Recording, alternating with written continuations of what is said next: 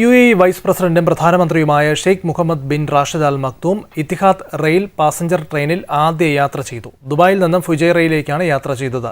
UAEയുടെ ഗതാഗത ചരിത്രത്തിൽ പുതിയ അധ്യായം കുറിച്ചായിരുന്നു യാത്ര. അതേസമയം പാസഞ്ചർ സർവീസ് 2026 മുതൽ പൊതുജനങ്ങൾക്കായി പ്രവർത്തനം ആരംഭിക്കും. Dubai ബ്യൂറോയുടെ report.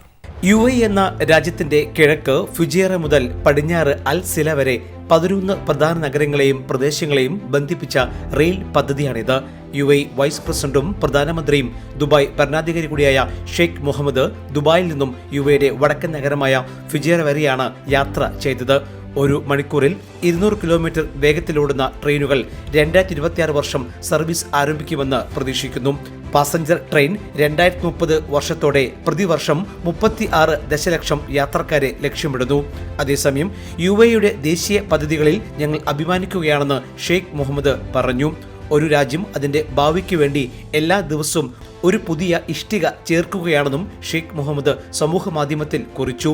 ഏകദേശം 900 കിലോമീറ്റർ ദൂരത്തിൽ വ്യാപിച്ചു കിടക്കുന്ന എത്തിഹാദ് റെയിൽ ശൃംഖല UAEയിലെ 7 എമിറേറ്റുകളിലെ 11 നഗരങ്ങളെ ബന്ധിപ്പിച്ചാണ് സർവീസ് നടത്തുക. ജയ് ഹിന്ദ് ന്യൂസ്, ദുബായ്.